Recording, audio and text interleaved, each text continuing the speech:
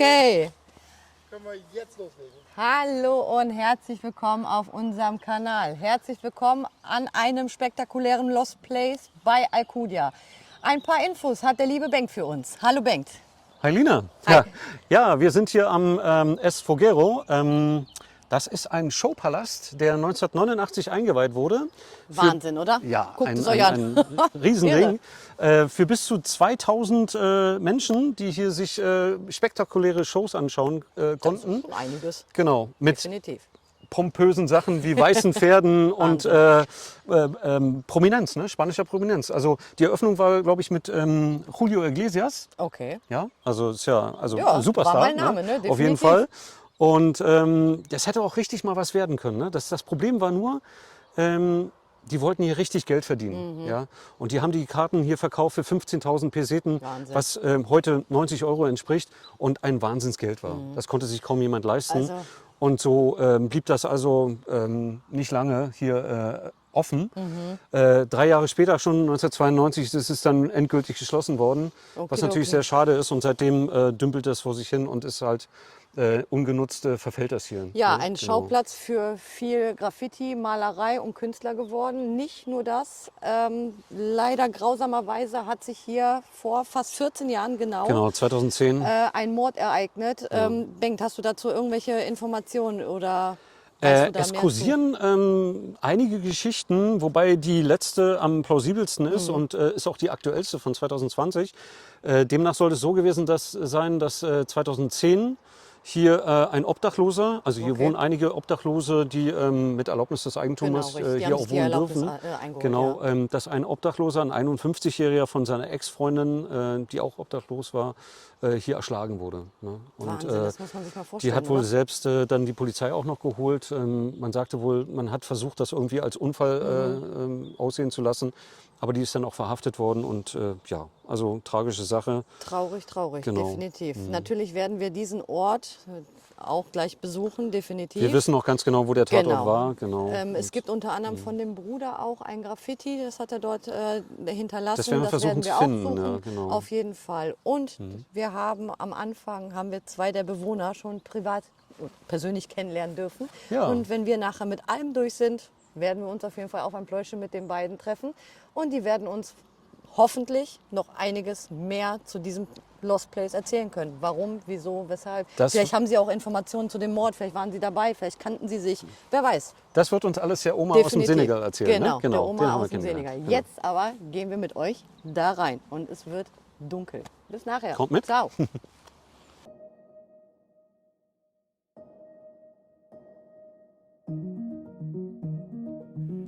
Während wir über das beeindruckende Gelände von Es Foguero kreisen, offenbart sich uns die wahre Größe dieses historischen Ortes. Mit einer bebauten Fläche von nahezu 7000 Quadratmetern, eingebettet in ein 85 Hektar großes Landstück, das als Rustico klassifiziert ist, wie die Dimensionen dieses ehemaligen Veranstaltungsortes deutlich. Die Klassifizierung als Rustico ist entscheidend, denn sie bedeutet, dass das Land hauptsächlich für die Landwirtschaft oder den Erhalt der natürlichen Landschaft vorgesehen ist. Dies erklärt, warum die Neubelebung des Geländes durch Neubauten höchst unwahrscheinlich ist. Die Zukunft von Es Foguero ist somit ungewiss und es scheint, als ob der Abriss die wahrscheinlichste Option wäre. Diese Erkenntnis macht Es Foguero zu einem noch wertvolleren Zeugnis einer vergangenen Ära. Jeder Quadratmeter dieses Geländes erzählt eine Geschichte, von den großen Veranstaltungen, die hier stattfanden, bis hin zu den aktuellen Debatten über seine Zukunft. Während wir diese verlassenen Strukturen betrachten, können wir nicht anders, als über die Vergänglichkeit solcher Orte nachzudenken und wie sie einmal verlassen zu Kapseln der Zeit werden, die wertvolle Erinnerungen an eine längst vergangene Epoche bewahren.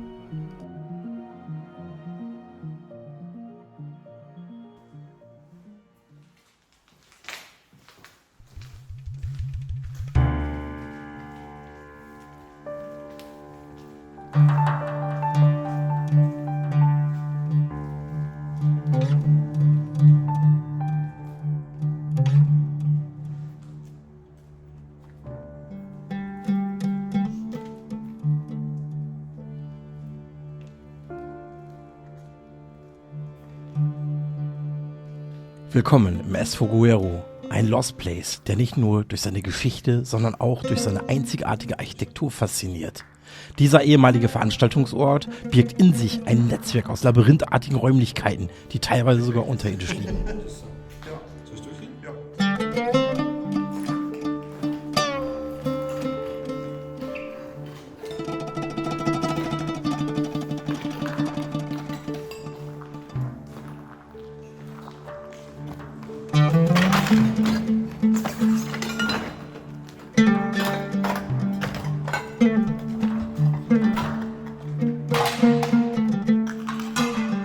Als wir durch die verwinkelten Gänge und Hallen von Esfoguero wandern, fühlt es sich an, als würden wir in eine andere Welt eintauchen. Jeder Gang, jede Wendung führt uns tiefer in das Herz dieses geheimnisvollen Ortes. Die unterirdischen Räume, die einst vielleicht als Lager oder vielleicht sogar als exklusive private Clubs dienten, sind jetzt leere Echos ihrer selbst, gefüllt mit der Stille der Vergangenheit.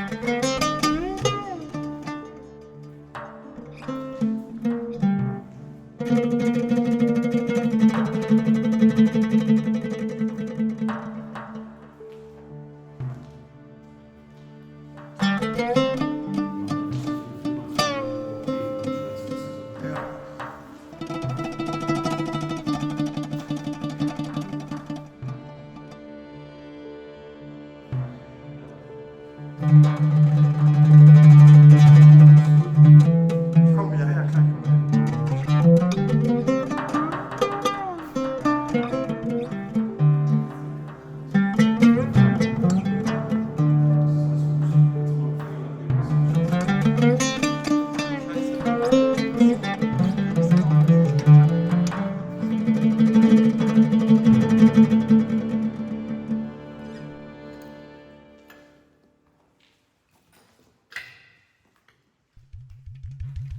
Besonders beeindruckend sind die Spuren von Feuer in einigen Räumen. Verkohlte Wände und Decken zeugen von kleinen Bränden, die hier und da ausgebrochen sind. Diese abgebrannten Räume erzählen eine Geschichte von Vernachlässigung und möglicherweise von Vandalismus, die dem mystischen Charme des Ortes eine düstere Note hinzufügen. Die uns extrem drin gebrannt haben, eine extrem Hitze gewesen sein. Komm.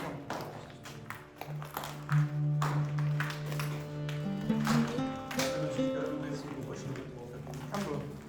Ja klar. Aber auch das, was wir reden, brauchen wir drauf. Deswegen ordentlich leise.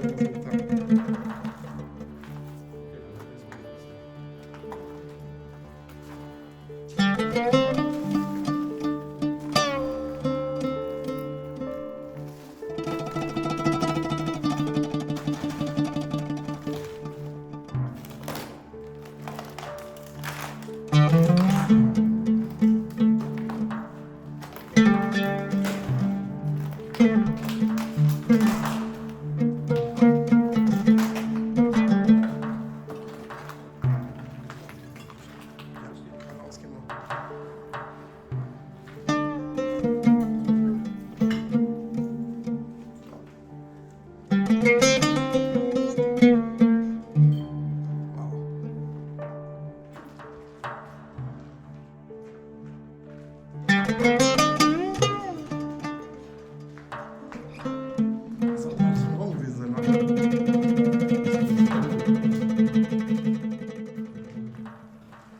Diese Zeichen der Zerstörung und des Verfalls in Esfoguero sind mahnende Erinnerungen daran, dass solche Orte nicht nur durch die Zeit, sondern eben auch durch menschliches Handeln geprägt werden.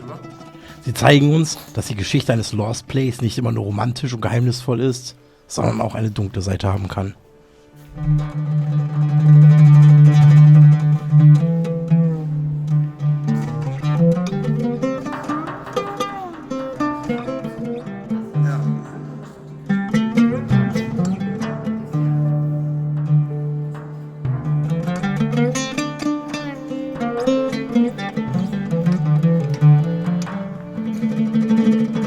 Wo hast du das hier gesehen?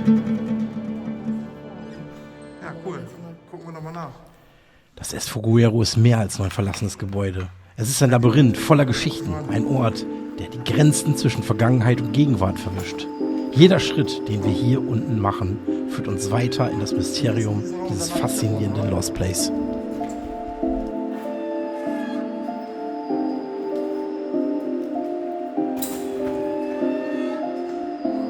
Das ist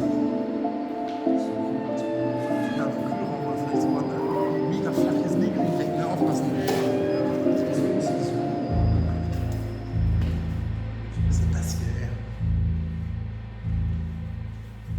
Die Dunkelheit und die Enge der unterirdischen Bereiche von Esfoguero bieten einen starken Kontrast zu den offenen, verfallenen Strukturen oberirdisch. Dieser Kontrast verstärkt das Gefühl der Verlassenheit und des Geheimnisvollen, das diesen Ort umgibt.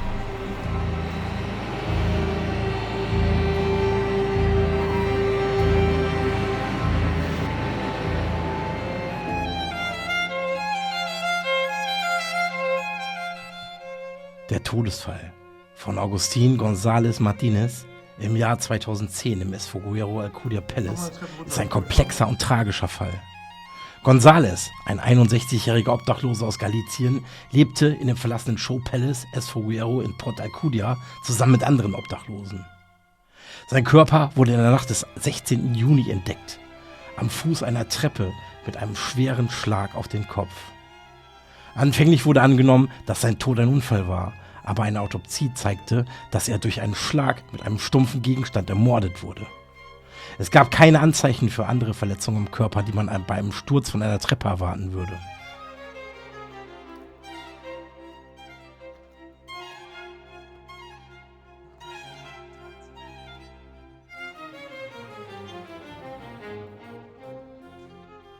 Ladia Casquet Morera, eine 54-jährige Ecuadorianerin, und ihr Halbbruder Hugo Wilson Munoz Morera, 51 Jahre alt, waren Hauptverdächtige in diesem Fall.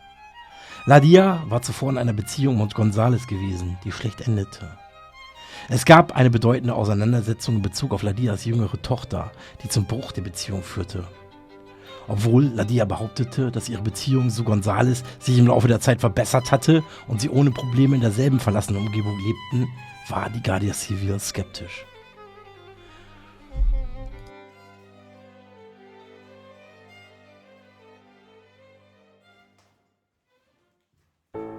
Die Ermittlungen ergaben schließlich, dass der Tod eben kein Unfall war.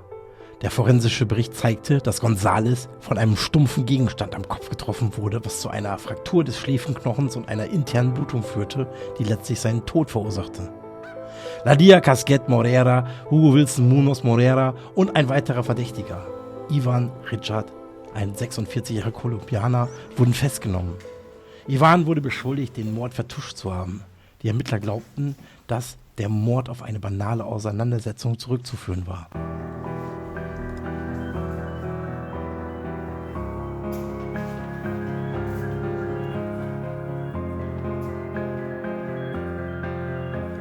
In einigen Bereichen sind die Gänge und Räume übersät mit Müll.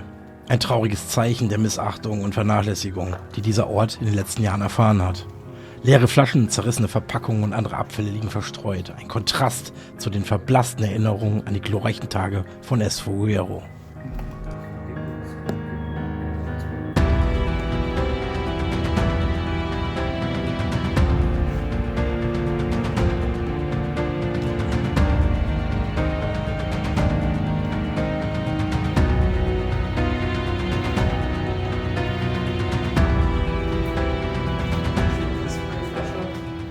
Hinzu kommt ein teilweise übler Gestank, der in der Luft hängt.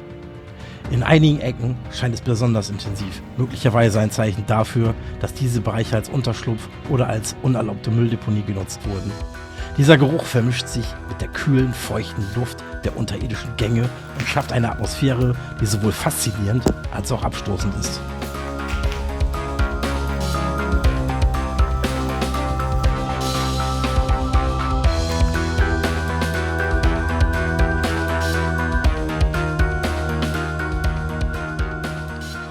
Tja, in unserer Reportage wollen wir nicht nur die Schönheit bzw. die Geschichte von Esfoguero einfangen, sondern auch die dringende Botschaft vermitteln, dass wir alle eine Rolle bei der Pflege und Erhaltung unserer Umwelt spielen. Der Müll hier ist ein Weckruf, unsere Beziehung zur Natur und den Orten, die wir hinterlassen, zu überdenken.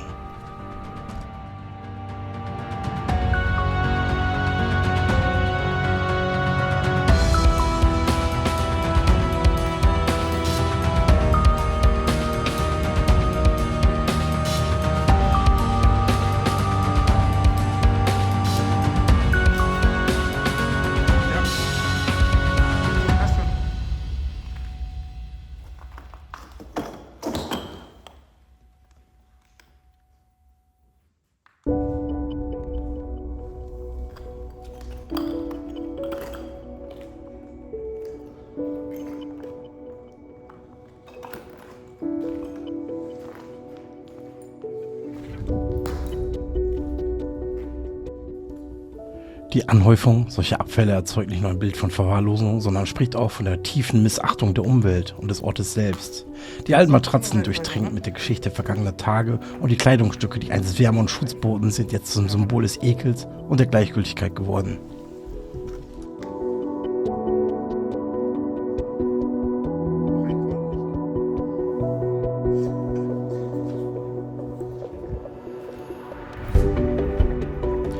Diese traurigen Relikte menschlichen Lebens konfrontieren uns mit der Realität der Obdachlosigkeit und der Armut. Sie erinnern uns daran, dass hinter jedem verlassenen Gegenstand auch eine persönliche Geschichte steckt.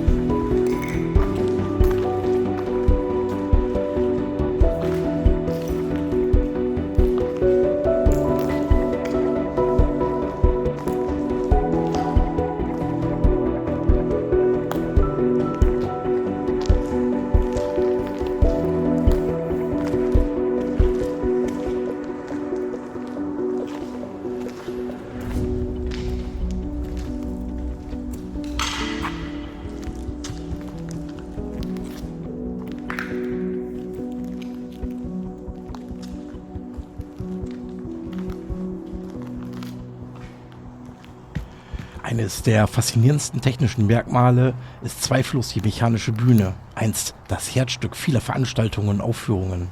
Diese Bühne, ausgestattet mit der Fähigkeit, sich zu versenken, war ein Meisterwerk der Ingenieurskunst und ein Symbol für die Innovation und den kulturellen Reichtum, der diesen Ort einst auszeichnete. Die Vorstellung, wie sich die Bühne langsam aus dem Boden erhob, um Künstler und Performer in den Mittelpunkt des Geschehens zu rücken, lässt uns die Energie und die Begeisterung der vergangenen Tage fast spüren. Sie war nicht nur eine Plattform für Darbietungen, sondern auch ein beeindruckendes Element der Überraschung und des Spektakels, das das Publikum ins Staunen versetzte.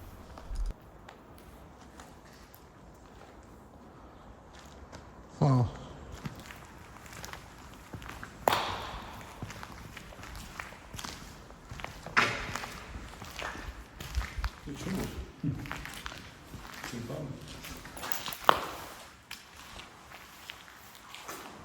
Also hier hat es wahrscheinlich mehr als einmal gebrannt.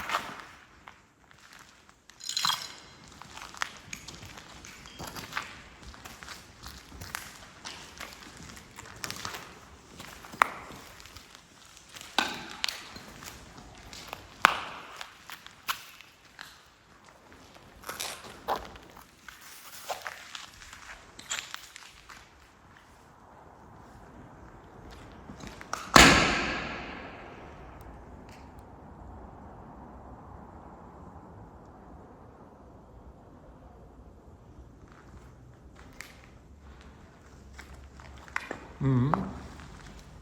Gehen wir da wieder hoch? Mhm.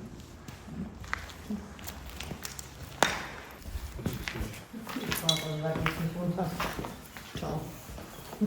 Wo hier runter? Ja.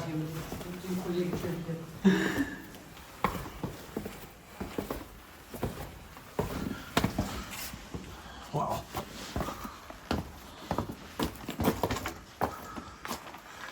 Noch mehr kleine Kriechkeller.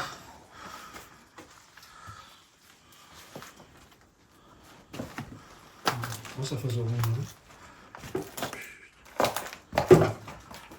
Bank. Super.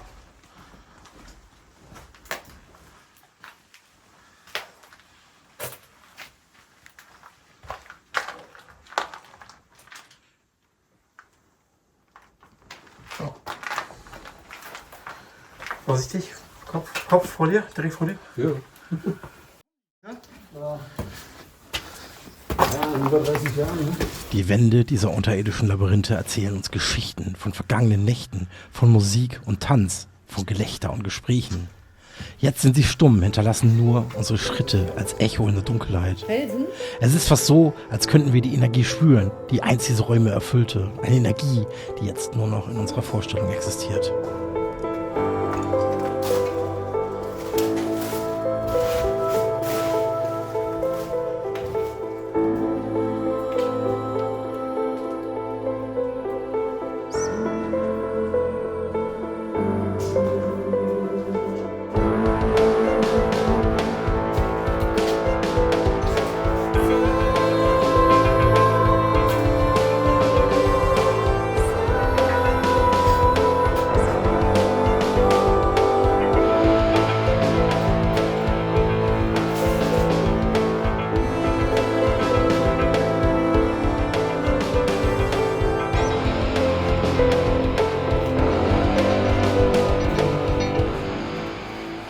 Direkt an den Felsen geworfen.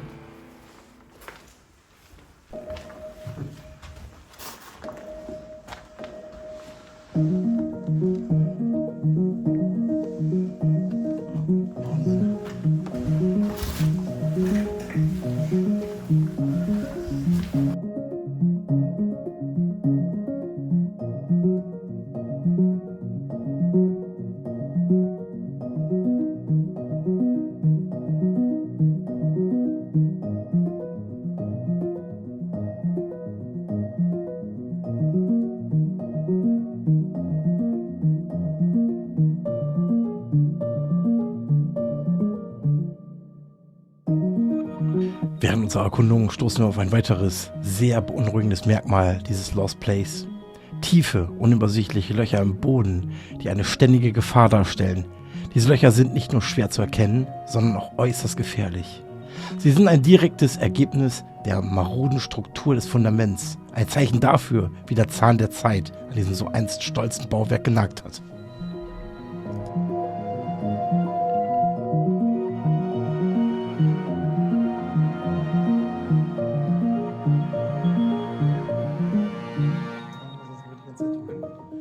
Ich glaube von hinten. So.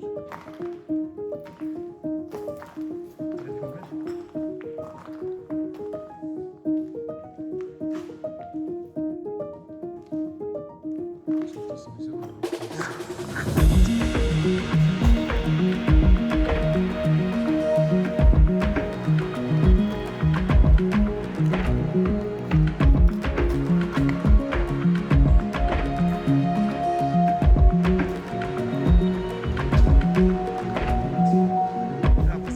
Diese gefährlichen Bereiche sind nicht nur physische Hindernisse, sondern auch metaphorische Zeichen für den Verfall und die Vernachlässigung, die diesen Ort prägen. Sie erinnern uns daran, dass die Schönheit und Faszination verlassener Orte oft Hand in Hand gehen mit Risiken und Gefahren, die nicht unterschätzt werden dürfen.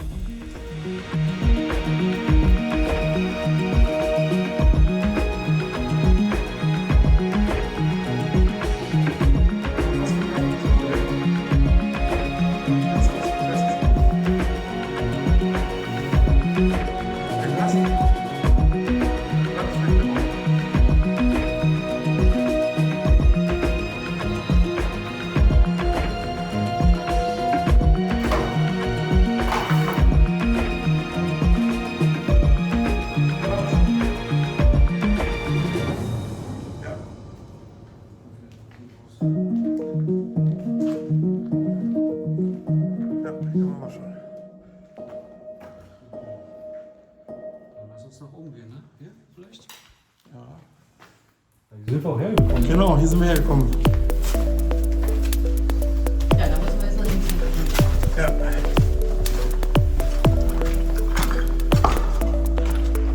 Ich gucke einmal kurz hier rein. Hier waren wir schon, oder?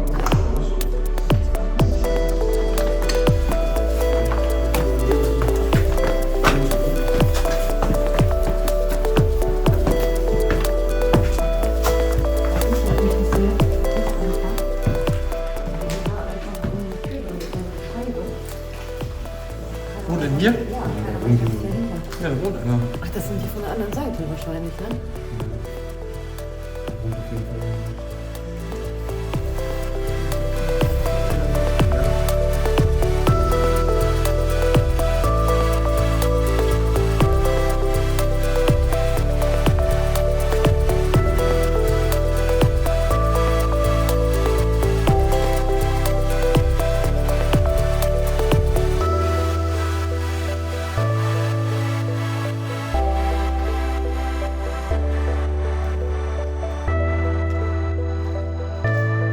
Wollen wir rechts rum?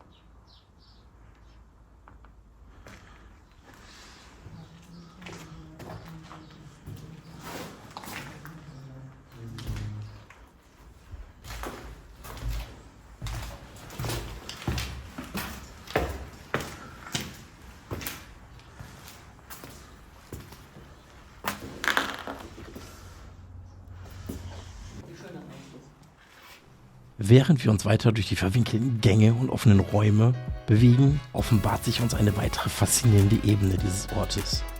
Die Welt der Graffitis und der Straßenkunst. Jede Wand, jede Oberfläche ist zu einer Leinwand geworden, auf der Sprayer ihre Geschichten, Emotionen und Botschaften hinterlassen haben.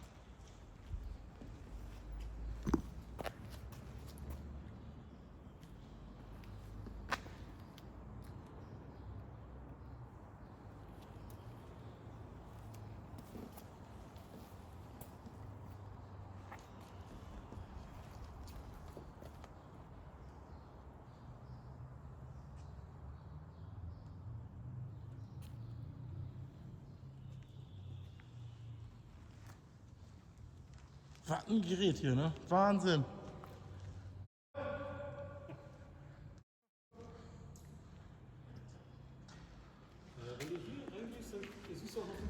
Ja, die finde ich ja mega geil. Die müssen wir unbedingt sehen. Muss hier irgendwie rüberkommen. Ja. Da muss man bloß aufpassen hier, weil das ist nicht mehr so ganz so stabil. Ne? Also die Treppe sieht ja mega geil aus. Ja, da kann man wahrscheinlich nicht hin, ne? Nee. Wow. Das hat was, sowas, ne? Unfassbar. Ja, wenn du hier links rüber gehst, dann siehst du auch die beweglichen Bühnenelemente. Hier siehst du noch so. Das ist gefährlich hier, Bank.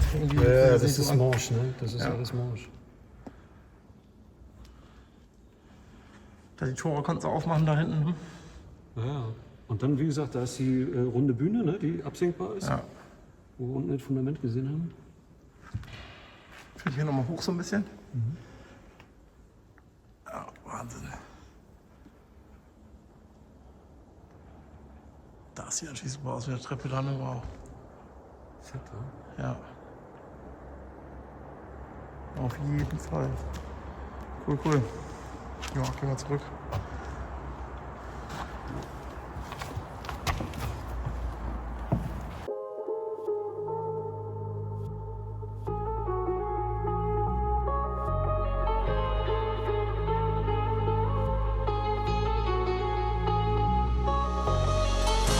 Die Vielfalt und die Kreativität dieser Kunstwerke sind einfach atemberaubend. Von einfachen Tags und bunten Charakteren bis hin zu komplexen und detaillierten Wandgemälden. Jedes Stück trägt zur einzigartigen Atmosphäre bei. Diese Graffitis sind nicht nur Ausdruck individueller Kreativität, sondern auch Zeugnisse der kulturellen und sozialen Dynamik, die diesen Ort einfach prägen.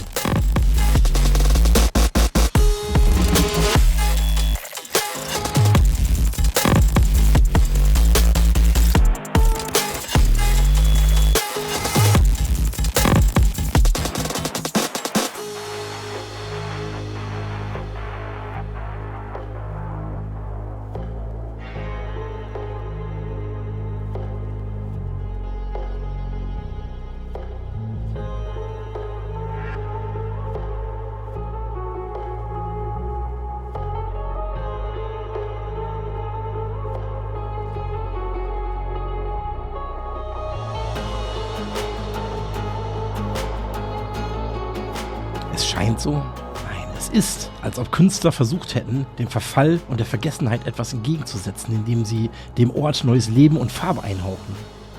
Inmitten des Verfalls und der Stille entsteht so eine lebendige und pulsierende Kunstgalerie unter freiem Himmel.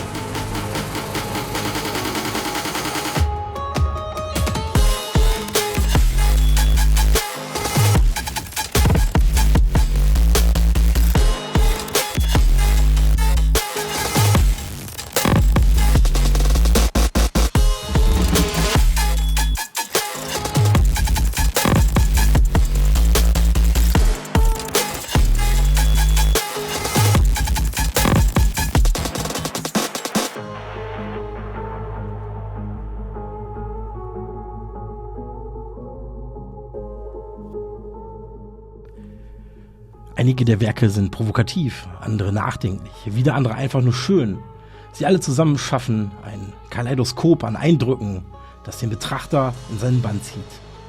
Diese unerwartete Kunstausstellung im Esfogueiro ist ein eindrucksvolles Beispiel dafür, wie Kunst Räume transformieren und neue Perspektiven eröffnen kann.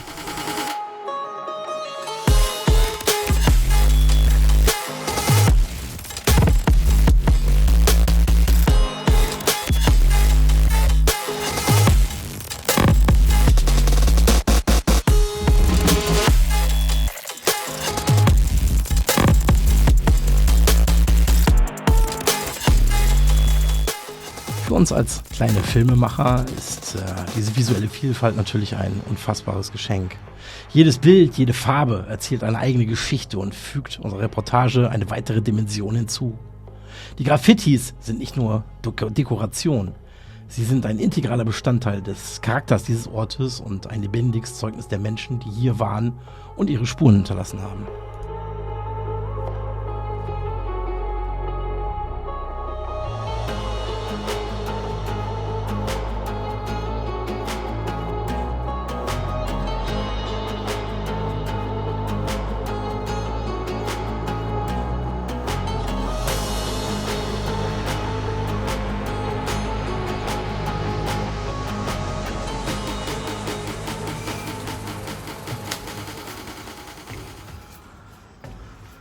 Wow.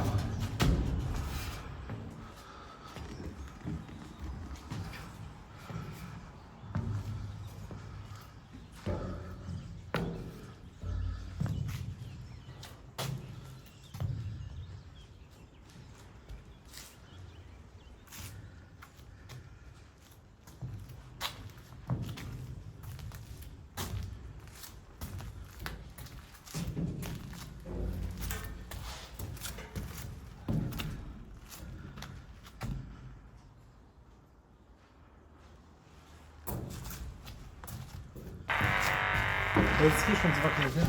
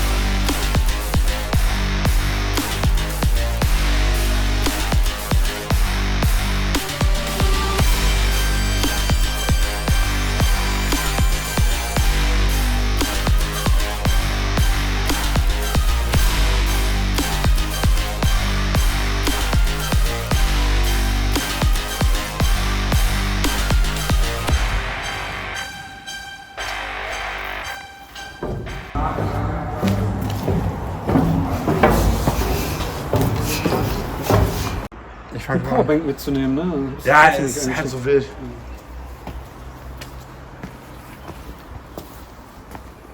Warte mal, Bengt.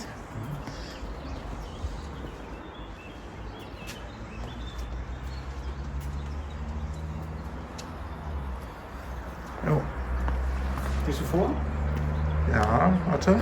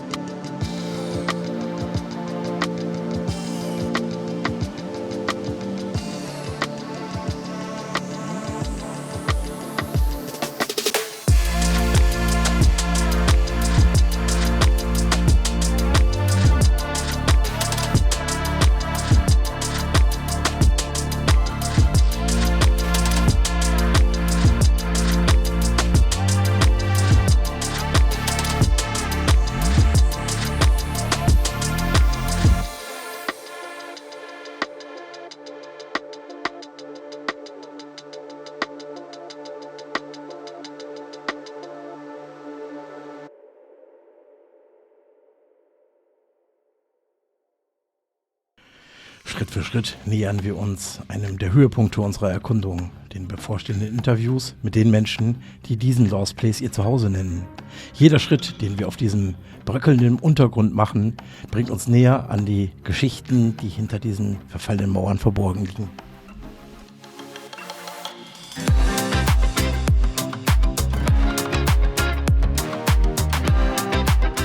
Die Wege nach unseren Erkundungen hier sind nicht nur physische Pfade, sondern auch metaphorische Brücken zu den Lebensgeschichten der Bewohner. Mit jedem Schritt spüren wir die Präsenz derer, die trotz Ruinen und des Verfalls hier ihre Zuflucht gefunden haben.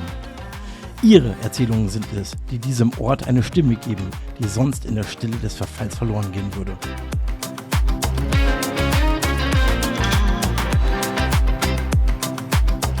Wir bereiten uns nun darauf vor, diesen einzigartigen Menschen zu begegnen. Menschen, die Es Fogueiro zu mehr als nur einem Lost Place machen. Zu einem lebendigen Zeugnis menschlicher Widerstandsfähigkeit und Anpassungsfähigkeit.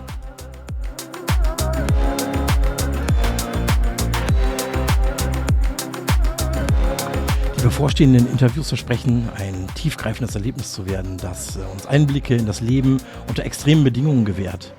Wir sind gespannt darauf, ihre Geschichten zu hören, ihre Erfahrungen zu teilen und zu verstehen, wie sie es geschafft haben, inmitten des Verfalls ein Zuhause zu finden.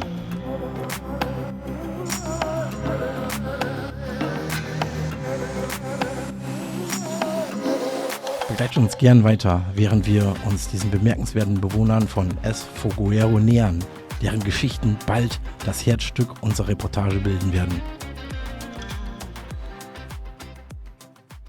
So, Hallöchen. Nach unserem Rundgang in dem Lost Place bei Alcudia Es Fogueiro haben wir den lieben Tom gefunden. Tom hat sich bereit erklärt, mit uns ein kleines Interview zu machen und uns einige Fragen, die uns natürlich brennend auf der Zunge liegen, einfach zu beantworten. Hallo Tom, erstmal vielen herzlichen Dank, dass du dir die Zeit genommen hast. Cool, so spontan, dass wir hier in deinem Gebiet, wo du dich heimisch wahrscheinlich niedergelassen hast, aufhalten dürfen. Darf ich Platz nehmen? Mach doch. Dankeschön.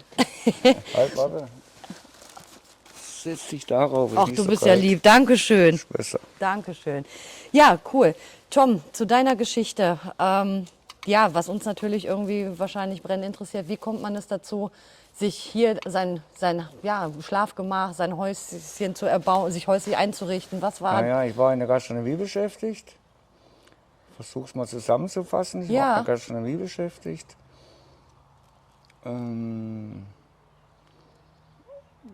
Also wie lange bist du schon hier auf der Insel? 28 Jahre. 28 Jahre, okay. Damals hat man mich halt mit Handkurs genommen. Deutsch, Englisch, Spanisch. Spanisch habe ich mir dann angeeignet. Aber ansonsten und dann beruflich hatte ich keine Probleme. Gut, jetzt in jüngerer Zeit hatte ich mal das Problem, dass ich mir zweimal das Bein gebrochen habe, die Schulter gebrochen habe. Und im Moment, ich bin 62 Jahre, wer stellt einen Kellner ein mit 62? Ja, okay. Vergessen. Also das heißt, du bist ja damals zu Bestzeiten auf die Insel gekommen tatsächlich, ne? Zu den Pesetenzeiten, der Rubel rollte. Genau, die Peseten waren gerade aktuell. Wir haben so ein bisschen die Vorgeschichte von dieser Event-Arena hier, dieser Name Es Fogueiro, haben wir herausgefunden. Es war damals ziemlich kostspielig für alle. Hast du das so noch mitbekommen oder kennst du jemanden, der hier vielleicht sogar vorher gearbeitet hat? Ich war zwar schon auf der Insel, aber ich habe leider von den Festivitäten hier oben nichts mitbekommen. Nichts mitbekommen, okay. Wir waren damals mehr privat unterwegs auf Partys. Und wann hast du dich dazu entschieden, dir hier dein Plätzchen zu suchen? Ach, das war ganz einfach. Ich habe in einem besetzten Haus gewohnt. Der neue Besitzer hat uns zwischen 1000 und 2000 D-Mark angeboten, wenn wir ausziehen, ohne Probleme. Okay. Und also damals noch zu D-Marks-Zeiten, das ist ja jetzt auch das schon... war hier, nein, es war schon hier. Also ja. Ich bekomme keinerlei Unterstützung vom Staat. Obwohl du hier jahrelang in die Kassen eingezahlt hast. Ja, ich habe noch nie was beantragt, das ist mein Fehler. Okay. Oder war mein Fehler. Hätte ich früher schon was beantragt, wäre ich in den Papieren drin, und so bin ich praktisch, ich existiere eigentlich gar nicht. Du existierst hier nicht, okay. Für die Behörden oder? Für die Behörden oder sonst was. Ja, vielen Dank erstmal dafür, dass du dir dann erst recht den Mut zusammengefasst hast, dich hier mit uns blicken zu lassen, sehen zu lassen. Ich bin jetzt gerade lassen. alles am Regeln mit neuem Ausweis und so weiter, mit dem mit dieser sogenannten Assistenz der Sozial. Aber Okay. braucht seine Zeit. Und ja, ganz blöd gefragt, wie kommt man denn dann ohne Unterstützung, ohne jegliche Hilfe, ohne Job Da dann gibt einfach hier es- klar? Gibt es ganz einfach den Canbarato, heißt das. Okay. Barato heißt Billig billig, genau. und kann, also war das der günstigste Supermarkt. Okay. Canbarato. Ja. Und da habe ich jetzt zum Beispiel vorher mir 2 Joghurt geholt. Aus dem Mülleimer Ja. vom Lidl. Wahnsinn, was ihr alles wegschmeißt, ne? Was Also- die Leute wegschmeißen, ist Wahnsinn. Also, Das ist Wahnsinn. Also das damit heißt, kann man, ich mache es auch oft, ich unterstütze Familien. Mit dem, was ich finde, bringe ich dann bei Familien vorbei. Wahnsinn. Ja, Mit Kindern und irre. Wahnsinn. Und so. Das ist das Schöne. Wir haben genug, um teilen zu können. Ja, es ist Schlimm immer ist, wieder, wenn man niemanden mehr hat, mit dem man teilen kann. es ist immer das ist wieder viel schlimmer. erstaunlich zu hören und auch zu sehen und es mitzubekommen, dass die Leute, die am wenigsten haben, am meisten geben. Es ist unfassbar und jeder sollte sich wirklich auch mal eine Scheibe davon abschneiden. Nochmal zu diesem Gebäude hier zurück. In der Zeit, seitdem du hier lebst, hast du hier irgendetwas, ja, weiß ich nicht, also abgesehen von dem ganzen Müll, der ja nicht von euch stammt, sondern der der kommt eher ja. hier hingeschleppt wird und abgelassen wird, irgendetwas Außergewöhnliches erlebt, Leute kennengelernt. Ja, Habe ich. ist Ich dir hab schon mal ein- was passiert? Hat dir jemand schon mal irgendwas ja, antun wollen? Oder Nein. Man tut mir nichts an, man kann mir nichts antun. Und ich habe auch mein Zimmer, da ist nichts abgeschlossen oder sonst was. Was will man mir klauen? Ein bisschen essen, Leute bedient euch. Macht euch keinen Kopf. Also, Wahnsinn. ich bin nicht unbedingt christlich eingestellt und nicht unbedingt am Buddhismus oder sonst was, aber Und ich denke nicht, dass mir groß was passieren ja, kann. also wie lange bist du jetzt schon genau hier in dem Ort? Seit Hier bin ich, in Alcudia bin ich mehr oder weniger 10 Jahre. Die anderen Jahre habe ich in Campiger Forst gelebt und zugebracht und gekellnert und getan und Hotels umgebaut, je nachdem, was halt anfällt. okay. Das ist das Übliche. Im Sommer macht man Gastronomie, im Winter geht man ja, auf den Bau. Arbeiten, die anfallen. Ja, Ja. das ist das Übliche so. Ganz normaler Lebensweg. Und dann haben wir schön brav die Steuern bezahlt und alles, aber jetzt kriege ich nichts. Jetzt muss ich mit Tricks arbeiten, damit ich ja mein Geld damit ich ein bisschen Geld bekomme. Wahnsinn. Also, Unvorstellbar. aber so ist es halt. Aber ich bin gerade mit dem Konsulat am Arbeiten, man muss praktisch, um in dem System weiterzugehen oder irgendwie noch einen Obolus zu haben, muss man betrügen, muss man. Anders geht's wohl nicht. Mit deinen 2 Mitbewohnern hier von dem Gelände, hattest du vorweg schon erwähnt, also man respektiert sich, ja, man geht sich aus dem Weg.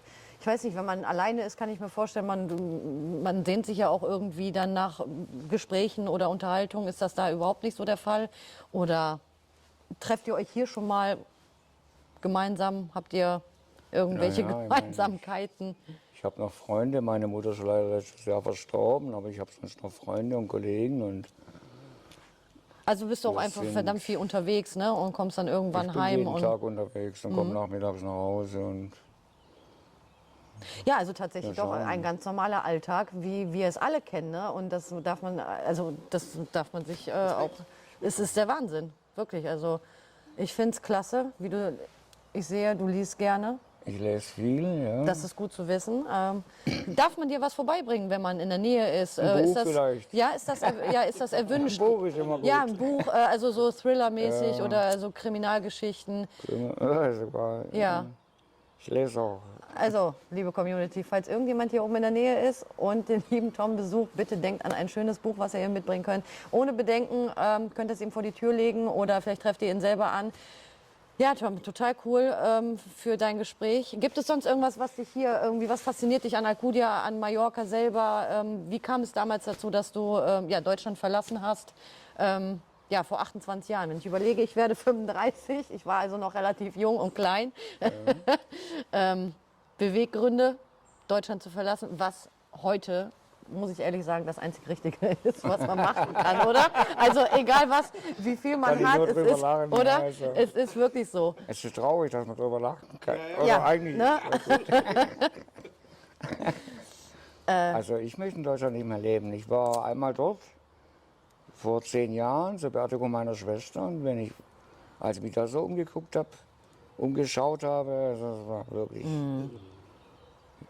für mich die Hölle. Da stehen die Leute an der Bushaltestelle und regen sich auf, wenn der Bus 2 Minuten später kommt. Und hier wird in die Hände geklatscht, wenn der Bus tatsächlich pünktlich kommt. Und das ist irgendwie eine andere Art und Lebensweise hier. Ich weiß Definitiv, oder? Also wenn man kann man- sich wirklich glücklich schätzen, wenn man hier, egal unter welchen Umständen und egal wie man es sich ausgesucht hat, einfach leben darf. Es ist hier einfach definitiv schöner. Definitiv. Nicht. Ja. Einfach leben. Ja, leben und leben lassen vor allen Dingen auch hier, ne? Das kennt man ja aus Ja, Deutschland gar nicht mehr, oder? das ist- Also wenn man abends da in so einer spießigen Wohnhaussiedlung kommt und um 10:15 irgendwie, ne, gucken sie direkt Gott. dahinter den Gardinchen. Also wir können es uns auch alle nicht mehr vorstellen. Deswegen sind wir hier und ja, Eigentlich, es sollte wohl so den Eindruck erwecken, dass ich irgendwie, aber ich denke eher, seid ihr zu bemitleiden. wir. Ja, Meinst du? denke ich mal so. Also mit diesen Ängsten, mit diesen Sorgen und diesen Nöten und nee, ich habe abgeschaltet. Fertig. Ganzen Krampf, der Scheiß. Ich könnte so viel erzählen über das Leben und meine Sprüche dazu und Gedichte schreiben. Aber schreibst du? Manchmal ja. Wow. Ich habe viel geschrieben, also auch in Gedichtform und so weiter. Und ich habe ja auch mal einen Schreiber kennengelernt, der hat ein Buch geschrieben. Um seine Träume zu verwirklichen, ist es nie zu spät, würde ich behaupten. Also bleib da definitiv dran, auf jeden Fall. Das ist Ja, klasse, sowas. Wenn man diese Begabung hat. Man braucht halt keine Begabung, muss vielleicht ein bisschen an die Wahrheit halten, ein bisschen ans Leben halten, dann hat man schon ein gutes Beruf, schätze ich mal. Das ist wohl wahr, das stimmt. Ja, super, cool. Oh, cool. Ja, wir danken dir auf jeden Fall, Tom. Alles Liebe, alles Gute. Denk bitte an die Bücher. Und ja, wenn du sonst noch irgendwas benötigst, vielleicht kommt ja jemand hier vorbei, lass es uns einfach wissen. Kommt des Öfteren jemand vorbei und ich helfe denen dann auch gerne. Ja, Genau, hinter uns wird gerade kräftig gehämmert. Das ist Omar mit seinem Mitbewohner. Der Tom hat uns nämlich eben erzählt, drinne, dass vor 2 Tagen oder an Silvester die Nacht auf Neujahr- Señor. Hay televisión, pero que pasa nada. dass dort vorne, wo gerade gehämmert wird, eine Bande Jungs waren, die alkoholisiert gewesen sind und einer ist tatsächlich runtergefallen, abgestürzt. Ist Gott sei Dank nichts passiert, aber die Gallonen waren seine Rettung, die da unten nämlich lagen, weil ja klar, die Kellerräume werden natürlich größtenteils als Müllablagefläche benutzt. Ja, und da passen sie jetzt tatsächlich auf und es werden Vorkehrungen getroffen, dass da keiner mehr stürzt. Also das ist cool, was ihr macht, echt wirklich. Es wäre nur schön, wenn alle Leute, die hierher kommen und sich dafür interessieren, für diesen Lost Place oder für irgendwas, einfach auch ihren eigenen Müll wieder mitnehmen. Ne? Ja. Leave nothing but your footprint ist unser Motto, das wisst ihr einfach. Das ist hier leider nicht gegeben, aber gut, man kann es leider nicht ändern, oder?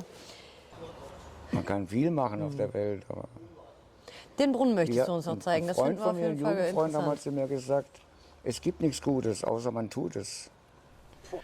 Während unserer Erkundungen waren wir angenehm überrascht von der Offenheit und Zugänglichkeit der Menschen, die diesen Lost Place ihr Zuhause nennen.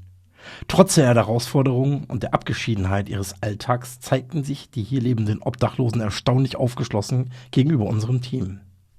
Sie gewährten uns nicht nur Einblicke in ihre provisorischen Unterkünfte, sondern erlaubten uns auch, ihre persönlichen Geschichten und Erfahrungen in diesem ungewöhnlichen Zuhause zu teilen. Is my friend Marroquin. Marroquin. Marroquin. Habla español, inglés no. He here a long time, quoi. ¿De dónde eres? Y Marroquín, nadador, Nador. parte nadador. Sí. ¿Dónde es Nador? Nadador, pero cerca. Cerca Nador. Sí. ¿Cuántos años tú es aquí? Yo, 23 años. 23 years it is here. Yeah. You get paper? You have paper? ¿Tú tienes Sí, papeles? tengo una... Sí. Tienes tengo. papeles. Sí. ¿Por qué no quieres no trabajo tú? Sí, trabajar verano. No trabajo verano, tiempo verano. frío no hay trabajo. Ahora ¿Me no hay entiendes? nadie, Porque no hay aquí en turistas, Mallorca, no hay nadie ahora, Aquí turistas Playa Muro, hay veces hay reformar, alguien tiene papeles puede trabajar, alguien no tiene papeles no trabaja, porque aquí en Europa con papeles. Si tú tienes papeles, tú estás dentro, si no papeles, no estás dentro. Ese es el problema, sí. Tú, ahora, ¿qué es tu problema? ¿Qué quieres explicar a esa gente? No sé qué quieren, yo no sé. No, hablar qué problema tú tienes. Tú no tienes aquí, no tienes dinero, no tienes trabajo, no tienes comida o qué. No, comida hay, lo que pasa bebemos aquí, vivo aquí, sí, no hay, viviendas no hay aquí. Sí, no Muy hay difícil, viviendas. ¿Cuántos años tú vives aquí en esta área? Hombre, aquí llevo 15 años y este lleva más. Yo, Yo 18 años. yo llevo 15 años. Hay veces y dormir con su coche, ¿tú me entiendes? Hay veces no tienes donde dormir y dormir su coche. Sometimes he will sleep inside the car. You understand me? Yeah. Because he suffer here too much. You know, have sometime job. You go the time hot, you go have job. Time cold, you go suffer. You know, he's not life. He's here a long time. Where's your family, you know? ¿Dónde está tu familia? No, familia en Marruecos. Marruecos. All the family is Marruecos. You marry? ¿Tienes marido? Mujer. Mujer no, mujer es He's soltera, no, no. he's soltera. He don't have a wife. Can I ask you a very private question? Sí. If it's not okay, please let us know, yeah? How is it possible to live in this area without water, without energy, to cook your meal, to wash yourself, to stay clean? Yes, now. How is it? Yes, now me see I like water. I go here Polygono. I have my car, one something for carro. Voy ahí, trae agua para poner mi casa. Okay. 10 grifos. Ese puede aguantar conmigo una semana. ¿Y un baño? Baño, yo arreglar un baño ahí, duchando ahí, caliente agua, duchando ahí. ¿Tú me entiendes? Porque ahora hay veces tienes luz solar. Okay. Esa luz es solar. Si calor, yo tienes luz. Si frío, no tienes luz. Sí, ese vive aquí, como vive África, como africano, tal. Si, por ejemplo, ahora, de momento, porque nosotros no tenemos nada, on vive como África. Now I don't have anything here, I don't have job. Now I enter water, only is here. Please, I go down, you know, because here I live in, come Africa, living. Yeah, see, I get something for job, good job. If I change place, I will live in bien. Yeah. Okay. Y en caso Muy difícil. tú eres enfermo. Vivir aquí. En caso tú eres enfermo. Yo solo vivo ahí, sí. No, In caso. Okay, ya. Yeah. Si tú eres enfermo. Enferma, sí, gracias a Dios, Dios me va a ayudar. Porque nosotros, tú sabes, una persona pobre, Dios te va a ayudar mucho, porque tú me entiendes. Porque yo mi medicamento solo agua caliente. Okay. Yo bebe un vaso agua caliente para mañana, yo bebe un vaso agua caliente para tarde. Sí. Gracias a Dios, yo 18 años, nunca yo he dicho ese médico, mi pelo me duele. Gracias a Dios. ¿Tú me entiendes? Sí. La vida muy difícil, vida muy difícil. Cuando lo Para veo aquí algunos hay fácil, mucha pero humedad. algunos difícil. Ja, okay. Dieses unerwartete Maß an Offenheit hat uns tief berührt und unsere Perspektive auf das Leben in einem Lost Place grundlegend verändert. Es war eine seltene und wertvolle Gelegenheit, die menschliche Seite eines Ortes zu erfassen, der oft nur durch seine physische Verlassenheit und seinen Verfall definiert wird. Die Interviews mit den Bewohnern von Esfoguero sind nicht nur das Kernstück unserer Reportage, sondern auch ein Zeugnis der Widerstandsfähigkeit und des Überlebenswillens des Menschen unter schwierigsten Bedingungen. Sin vivir como pobre, ¿no? Increíble. ¿Ves? Acá hay caballos. La vez, donde yo dormí para pipí, ahora aquí yo duchando, hay veces agua para duchar, aquí duchar, ahí la vez. Hacer mi jabón para duchar todo, la vez. Poner aquí agua caliente, duchar, sí. Poner crema luego, Wow, todo. la vez. Perfume. Sí, hay veces rata aquí más contigo, rata. ¿Sabes rata?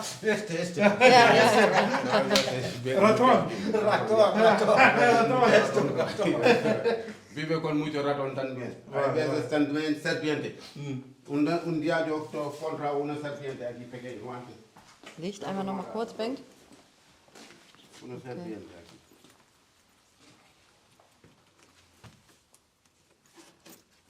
¿Dónde está esa serpiente? ¿La ves? Contra una serpiente. ¿La ves? Sí. Una serpiente yo lo contra. Ese serpiente ahora es muerto. ¿La ves? Snake. Snake. Ah, pero esto no. No, ese vivo ahora muerto y está. ¿La ves? Wow. Sí. Sí, si tú ves ese, tienes madre, su madre muy grande. Ja. Se va a poner ahí garretola aquí. Para un día ese Navidad, ese para tocar ahí, si tocar ese billete muy bueno. Para lotería niños, ¿lo ves? Sí, si ganar así, no vive aquí más. Vamos a comprar ese 20 Si euros ganamos, vamos de aquí, no vamos a otro sitio. El gordo? Sí, el gordo, ese, el gordo. El gordo. Hola, si ganar gordo, muy bien. Ya. Vamos a cambiar sitio si ganamos. Entonces, aquí pone mis cosas para...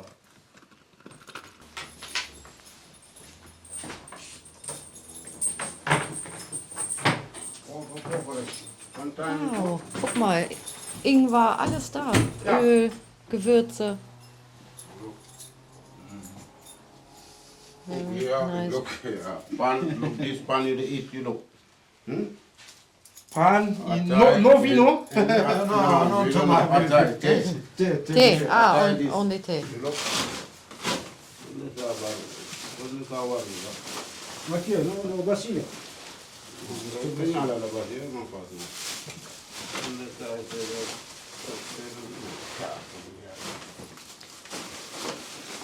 ¿Tú fumas mucho, eh?